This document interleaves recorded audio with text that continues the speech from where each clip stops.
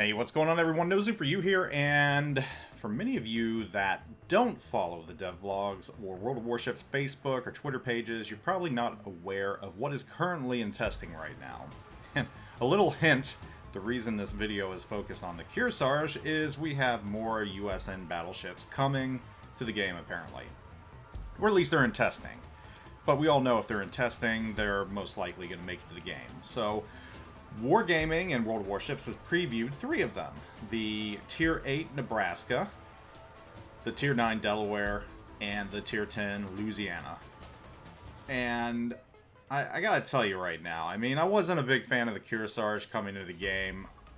I want to say that it's kind of been a little bit of a non-factor. I mean, the ship isn't really overpowered, per se. Its rocket planes do a lot of damage if you land some shots, and you'll see in this round that I do some pretty significant damage when I do land them. A little rusty with them because I don't play it that often, and I don't play aircraft carriers that often and use their rocket planes. So when they do hit, they do a lot of damage, they cause a lot of fires, and they can absolutely wreck someone's day if they're not expecting it. But overall, I mean, it's just a battleship, and you really have to be coordinated to use both your planes and your guns at the same time. And what I find is a lot of players focus on one or the other too much, or they focus on the planes and use it as an aircraft carrier primarily, which you don't want to do with these ships. But overall, I'm not happy that these are coming into the game. I think there's other ships that we need in the game rather than these paper planned ships that just never existed, never were even thought of, or whatever. I mean, there's seriously enough ships out there that you can add to the game that players want aside from these. This is just a gimmick. It's a cash grab gimmick. If it's a new tech tree line, I mean, they're going to do their whole lighthouse thing where you can buy the tier 10 for X amount of doubloons, and they're going to make money that way. And they're going to do early release crap where, you know, players are going to give up a bunch of doubloons to get a bunch of crates and everything else in hopes of getting them. And I get that. It's a money-making thing. But I don't like what it adds to the game. I don't like what it does to the game. These are 3 high-tier ships. And there's a lot of rounds that you wind up as a tier 8 against tier 9s and tier 10s. So what's going to happen now? We've already seen rounds that have 2 submarines, 4 or 5 destroyers, and an aircraft carrier. And, you know, I'm not saying 5 destroyers is bad, but what does this do to the destroyers in a game? You got 2 submarines that can pretty much just pop up anywhere and spot people, and they have no idea they're getting tracked, followed, or spotted, and that sucks. You've got carriers that if they want to, they can make a destroyer's life absolutely painful and miserable just by keeping them permanently spotted.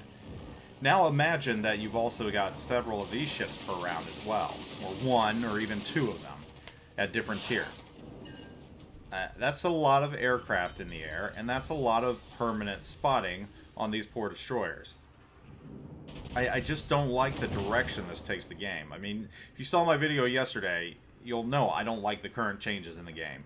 I don't like the way the game's going. I don't like these gimmicky additions like the Kearsarge, which I'll play once every blue moon, just for the hell of it. Just because someone requested it on a stream, or I just happen upon it like, okay, let's do it. Or Warships decides to release some stupid ships like the Louisiana, the Delaware, and whatever the other one is that I forgot already. Which they're doing right now. And now I have to showcase the ship. And, you know, I played another round in the Kearsarge where I decided to just make destroyers' lives miserable. I shunned and eschewed doing damage, and I just lit up destroyers, and, you know, they got taken out of the round pretty quickly, and we beat the other team, because once you lose your 3 or 4 destroyers right at the beginning of the round, there's really not much you can do, especially if the other team's destroyers are alive. So, on rounds without an aircraft carrier, these are going to take their place. They're going to be spotting stuff and everything else. And it just becomes a mess. The game is becoming oversaturated with gimmicks and just stuff that adds to the frustration of veteran players, which obviously aren't Wargaming's targeted audience anymore. I hate to break it to you, but if you're a veteran player, if you're one that, you know, has played a lot of rounds, built up your skill playing a certain way, they don't care about you. They just don't. Wargaming has moved on to gimmicky cash grabs that will suck in new players to keep the game going. And I get that. I understand that completely. You know, like I said, full-blown capitalist. I'm okay with companies making money, but I'm just telling you how it is. I'm telling you why it's the way it is, and why Wargaming is doing what they're doing. And if you are a veteran player that's very, very frustrated with what's going on, this is the norm now. This is the new World of Warships. This is World of Warships 2.0.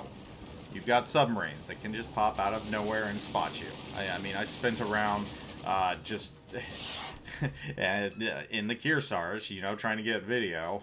In that round that I took out those destroyers, I was getting pursued by a submarine, and I was permanently spotted.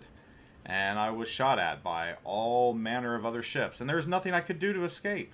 I couldn't get away, because that submarine, I couldn't see it. And even with my planes in the air, I couldn't find it.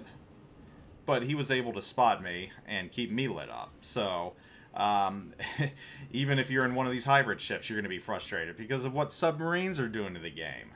They just add a dynamic that it's not that those players are good, and I touched on this in my video yesterday. It's not that the ships are overpowered, it just adds another mechanic, another way to get spotted and become frustrated because you can't do anything about it. And then, of course, you know, aircraft carriers, and then these hybrid aircraft carriers, adding the potential for even more aircraft in the air. I mean, I love playing destroyers, but I won't hunt submarines in a destroyer. It's not worth it. I'll leave that for battleships that have airplanes that can go do that. I'll leave it for these hybrids to spot them now, because they're going to do that, and they're going to spot you if you're a DD main. So now you have 3 ways to get spotted that never existed before. Well, I take that back. You've got 2 new ways to get spotted that never existed before. You know, aircraft carriers have always been there, and they've always been able to spot destroyers. And they've always frustrated destroyers. But now, on top of that, you've got submarines that, you know, you never know when you're going to get spotted. They just pop up out of nowhere, and oh crap, I'm spotted. From what? And now you've got these hybrid battleships that are going to be floating around. They're part of the tech tree, so more players are going to have them. They're going to get a hold of them. They're going to say, oh, I can have the best of both worlds. I can be a battleship and have a huge hit pull and do massive damage with guns, and I can be an aircraft carrier with planes that, if I use them correctly, can do a lot of damage to enemy ships. Wow, I've got the best of both worlds. And I don't have to pay for these ships because they're tech tree ships. All I have to do is research them. And I can play them all I want. I can get them, and you know, I don't have to pay doubloons for them. And I assume that's how they're going to be introduced into the game. I mean, why would they show a tier 8, 9, and 10 if they don't plan on making it a tech tree line? So yeah, these ships are going to be a lot more widespread than the Kearsarge currently is.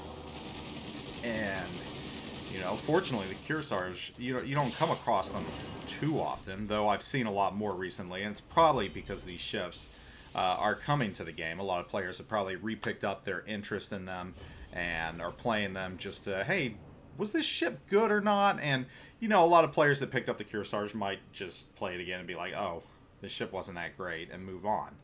And some players might be like, oh, there's bonuses to this ship that I forgot about. Like the ability to spot destroyers and help my team, especially for those team players out there.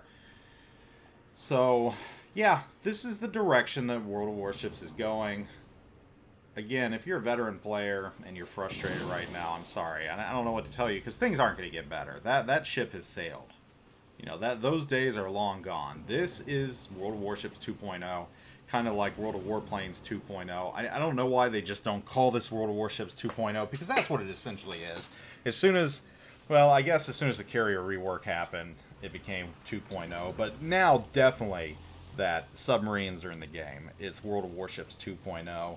And just be prepared for the frustration, because it's going to get more frustrated, you know, as more super ships are added to the game, as these carrier hybrids make it into the game, and submarines become a permanent fixture and no longer just a random testing cycle. When those tech tree lines get added to the game, well, it's not really World of Warships anymore, is it? It's World of all naval warcraft. So, anyhow, I want to know your thoughts on this line, what you think about it, and interested in reading your comments. Thanks for watching. Take it easy. Catch y'all later. Zoop out.